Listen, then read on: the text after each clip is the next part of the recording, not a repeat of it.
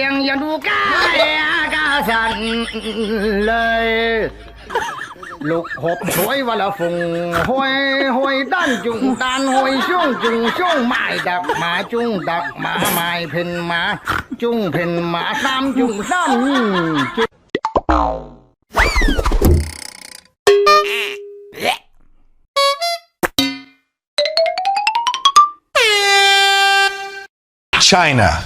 China don't play. Listen, Donald, Canada and Mexico are one thing, but please don't piss off China. I know you wrote The Art of the Deal, but they wrote The Art of War, okay?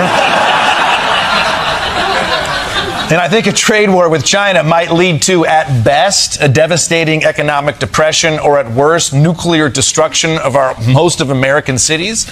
Or as Trump might say, there'll be a little disturbance.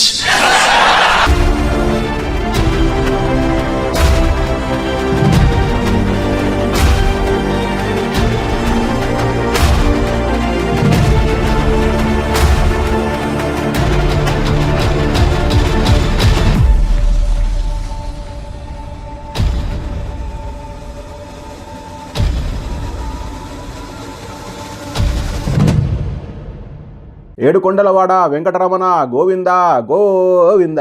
ఏ ప్రభు యేసునాథ తండ్రి నీ కరుణ చూపించు తండ్రి. Yeah అల్లా, ఈ particular video చూసి నా ప్రియమైన సబ్స్క్రైబర్లు గానీ, నా యాంటీ వ్యూవర్స్ గానీ బీపీలు పెంచుకోకుండా, షుగర్లు పెంచుకోకుండా, బట్టలు చింపుకోకుండా ప్రశాంతంగా వీడియో చూడాలని చెప్పి నేను కోరుకుంటూ ఉన్నా. ఈ వీడియోని కంపల్సరీ ఒక పాయింట్ ఆఫ్ వ్యూలో చూస్తే మనకు క్లియర్ గా అర్థమవుతుంది. యాక్చువల్లీ ట్రంప్ గారు యూటర్న్ తీసుకోవడానికి మేజర్ రీజన్ ఏంటో అర్థం కావాలంటే మీరు కొంచెం ఓపికతోని మీ షుగర్ లెవెల్స్ కంట్రోల్ చేస్తూ వీడియోని కంటిన్యూగా చూడాలని చెప్పి నేను కోరుకుంటున్నా. Okay, let's start our video. Friends, మీరు ఆల్రెడీ వీడియోలో చూసుంటే, ప్రీవియస్ న్యూస్ లో మీరు చూసుంటే టారిఫ్ లో ఒక డ్రాస్టిక్ చేంజ్ వచ్చేసింది అనమాట. ఆల్మోస్ట్ ఏంటంటే 45 నుంచి 35 కి పడిపోవడానికి రీజన్ ఏంటి, ఎవరు వచ్చి ఎవరిని అప్రోచ్ అయినారు, ఎవరు ఎఫెక్ట్ అయినారు, ఎవరు బాధపడ్డారు, ఎవరు గట్టిగా నిలబడ్డారు, ఎందుకు నిలబడ్డారు, అది మూర్ఖత్వమా కాదా, వీళ్ళ కాలబేరానికి ఎందుకు పోలేదు, అవన్నీ మాట్లాడుకుందాం. దానికన్నా ముందు ఒక చిన్న request, as a professional ethics మళ్ళీ అడుగుతున్నాను అనుకోకండి, ఒక లైక్ మాత్రం ఫర్ షూర్ గా కొట్టండి. యాంటీ వాళ్ళు అయితే డెఫినెట్లీ లైక్ అయితే 100% ఫర్ షూర్ గా కొట్టారు, నాకు తెలుసు. ఇంకా ఈవెన్ ఒక మంచి కమెంట్ అని చూస్తే నాకు ఒక రీతంగా నా పువ్వు మండిపోతా ఉంటుంది, కింద ఉన్న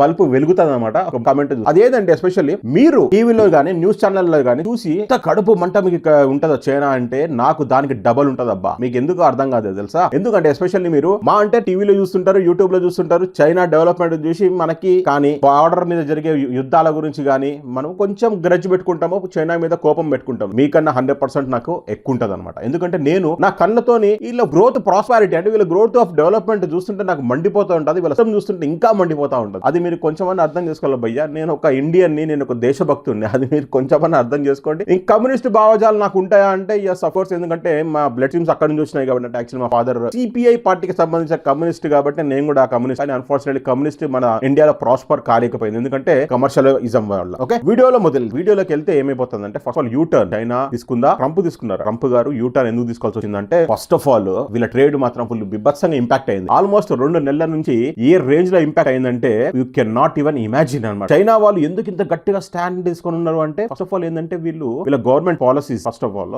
ఏంటంటే, ఎవ్వడికి నేను తల వంచను అనేసి ఎందుకు ఇంత స్ట్రాంగ్ గా ఉన్నారంటే, ఫస్ట్ ఆఫ్ ఆల్ ఏంటంటే ఏ పర్టికులర్ ఐటమ్ అన్నా గానీ, ఏ ప్రోడక్ట్ అయినా గానీ, ఫస్ట్ ఆఫ్ ఆల్ వేరే కంట్రీస్ నుంచి ఇంపోర్ట్ చేసుకునే ఆప్షన్ లేదని వీళ్ళకి 100% తెలుసు.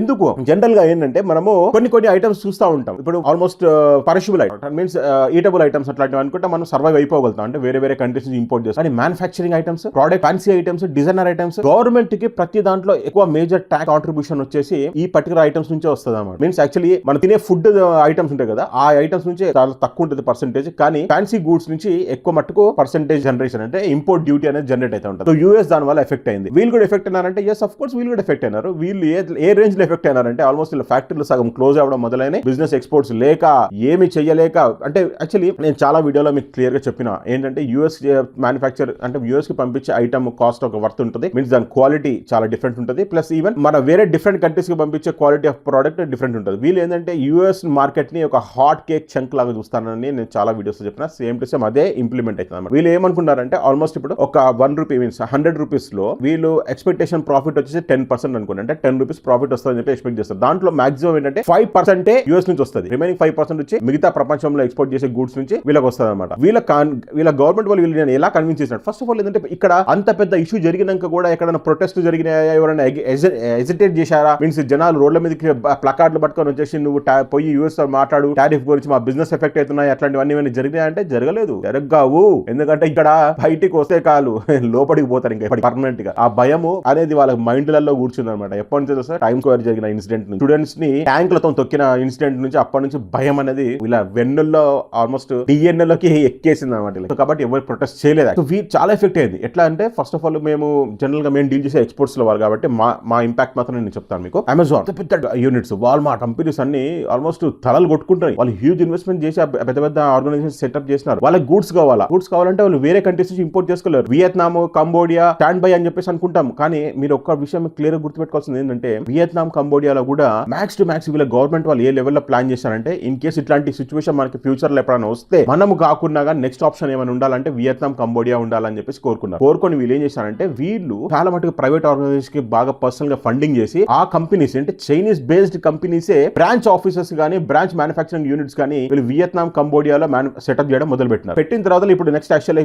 వేరే కంట్రీస్ వాళ్ళు మీన్స్ యూఎస్ వాళ్ళు టారిఫ్ వార్ పెట్టినారు. పెట్టిన తర్వాత వాళ్ళు ఇంపోర్ట్ చేసుకోవాలంటే వియత్నాం, కంబోడియా నుంచి చేసుకోవాలి. ట్రంప్ గారు ఏం చేశారంటే దాన్ని కూడా ఇంపాక్ట్ చేసినారు. ఎందుకంటే వాళ్ళు ట్రంప్ గారు తెలిసిన విషయం ఏంటంటే అరే చైనా నుంచి నేను బ్లాక్ చేసినా గానీ వియత్నాం, కంబోడియా నుంచి ఇంపోర్ట్ చేసుకున్నా గానీ వాళ్ళని కూడా బ్లాక్ చేయాలని చెప్పినాడు. అంటే ఏంటంటే ఆల్మోస్ట్ గొడ్డలు తీసుకుని ఆయన కాని మీద అయినా కొట్టుకున్నాడు అన్నమాట. కొట్టుకోవడం వల్ల అలా ట్రేడ్ ఇంపాక్ట్ అయింది, వాళ్ళ గూడ్స్ ఇంపాక్ట్ అయినాయి. జనాలు ఆయన ఒక బఫూన్ లాగా చూస్తా ఉన్నారు, ఏంది ఈడు పిచ్చినా కొడుకు లాగా చేస్తున్నాడు అది ఇది అని చెప్పేసి ఫీల్ అవుతా ఉన్నారు. అంతే కదా, మరి ఏం చేస్తారు చెప్పండి. జనాలు first of all A government అన్నా గానీ డెవలప్ కావాలా, మీన్స్ గ్రోత్ రావాలి, గవర్నమెంట్ రన్ అవ్వాలా, ఎస్పెషల్ అంటే ట్యాక్సులు రావాలా. ట్యాక్సులు ఎట్లా వస్తాయి? బేసిక్ గా ట్యాక్సులు రావడానికి కారణం ఏంటి? జనాలు డబ్బులు ఖర్చులు పెడితేనే ట్యాక్స్ అనేది వస్తుంది, జనరేట్ అవుతుంది కదా. జనాలు డబ్బులు ఖర్చు పెట్టే ట్యాక్స్ ఎక్కువ మంది వస్తుంది. కాబట్టి ఆ యూఎస్ ట్రంప్ గారికి ఇప్పుడు అర్థమైంది అనమాట ఆ సిచ్యువేషన్ అనేది. ఎందుకంటే ఏ పర్టికులర్ ఫుడ్ ఐటమ్స్ గురించి నేను మాట్లాడినా కానీ ఆల్రెడీ నేను చెప్పినా కదా దాని మీద ఎక్కువ ట్యాక్స్ ఉండదు, దాని పర్సెంటేజ్ అనేది చాలా తక్కువ ఉంటుంది. కానీ ఈ ఫ్యాన్సీ ఐటమ్స్ మీద ఎక్కువ ట్యాక్స్ అనేది మనం వేసి దానిలోంచి డబ్బులు జనరేట్ చేసుకోవచ్చు. సో ఇప్పుడు గుణపాఠం వచ్చిందా ట్రంప్ గారికి అంటే ఆల్మోస్ట్ గుణపాఠం వచ్చినట్టు. ఎందుకంటే చూసినారు కదా వీళ్ళు రేంజ్ లో ట్రోల్ చేశారబ్బా. అట్లా ఇట్లా కూడా కదా ఆల్రెడీ 2-3 క్లిప్పింగ్ నేను మీకు ముందు పెట్టి ఉంటాయి, మీరు చూసే ఉంటారు నాకు తెలిసినంత వరకు. సో ఆ ట్రంప్ గారు ఆ మర్సీ గాడ్ అంటారన్నమాట. యాక్చువల్లీ తను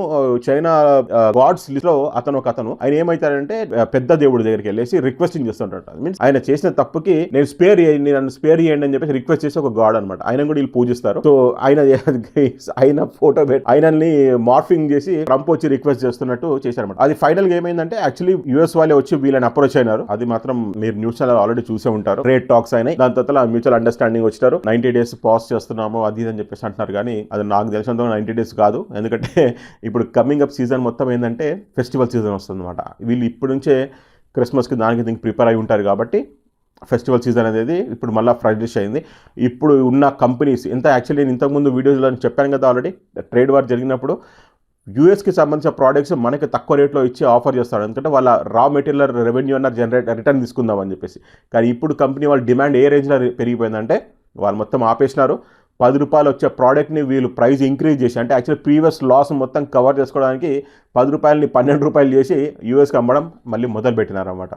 సో దాన్ని బట్టి ఊహించుకోండి, డబ్బులు బిజినెస్ చేసుకుంటుంటానికి ఎప్పటికైనా రిటర్న్ రావడానికి వాడు 100% ఒక్కసారి తగ్గినా కానీ ఆటోమేటిక్గా నెక్స్ట్ టైం బూమరాంగ్ అయిపోయి ఆ రిటర్న్ బ్యాక్ వెళ్ళిపోతాడు. ఎందుకంటే వీళ్ళు చేసుకున్న సెటప్ ఎట్లుందంటే వరల్డ్ ఫ్యాక్టరీ అని ఎందుకంటారంటే వీళ్ళు మ్యానుఫ్యాక్చర్ చేసే గూడ్స్ వేరే కంట్రీస్లో ఎక్కడా ఆల్మోస్ట్ వీళ్ళు ఇచ్చే రేంజ్లో ఎవరు మ్యానుఫ్యాక్చర్ చెయ్యలేరని వీళ్ళ కాన్ఫిడెన్స్ లెవెల్ వాళ్ళ గవర్నమెంట్ వీళ్ళకి ఇచ్చింది.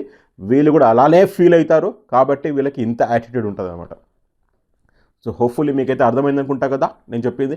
నేను ఒకటి చెప్తారబ్బా, నేను ఏదైనా బేసిక్గా ఉన్న గ్రౌండ్ రియాలిటీ చెప్పడానికి నేను ట్రై చేస్తాను. గ్రాఫ్లు వేసి లాజిక్లు చెప్తూ పర్సంటేజ్లు చెప్తూ మాట్లాడడం నాకు రాదు. ఎందుకంటే నేను అనలిస్టిక్ని కాదు, నేను ఓన్లీ ఫ్యాక్ట్స్ చెప్పే ఒక నార్మల్ వ్లాగర్ని మాత్రమే. సో ఓకేనా, హోప్ఫుల్లీ మీకు అర్థమైంది అనుకుంటా. ఇన్ కేసు అర్థం కాకపోతే నేను మీ కర్మకే వదిలేస్తున్నా. మీకు అర్థమై ఉంటే కొంచెమన్నా ఆలోచించండి. ఓకేనా, బ్యాన్ చైనా అని చెప్పి బాయ్కాట్ చేయాలని చెప్పి ఆ ఫన్నీ కమెంట్స్ మాత్రం పెట్టకండి అబ్బా. నాకు ఎక్కడ ఏ రంధ్రం నుంచి నవ్వాలో నాకు అర్థం కావట్లేదు.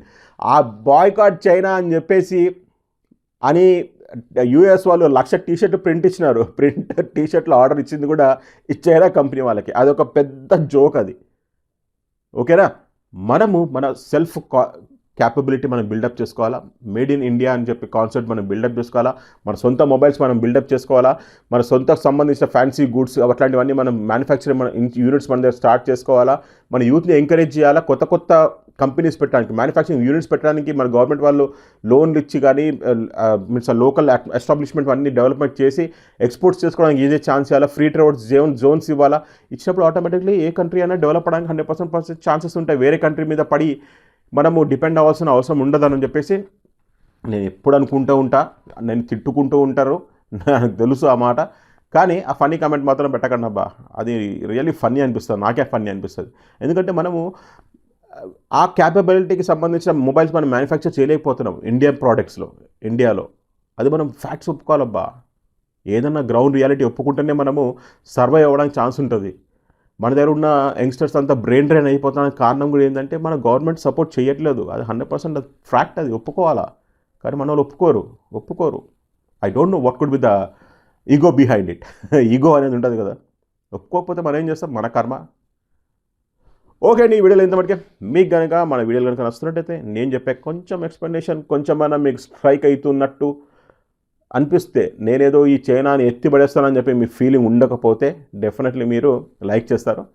లైక్ చేస్తే అయితే థ్యాంక్ యూ, లైక్ చేయకుండా వెళ్ళిపోతే మీ ఇష్టం. ఓకే అండి, by by, have a nice day, జై హింద్.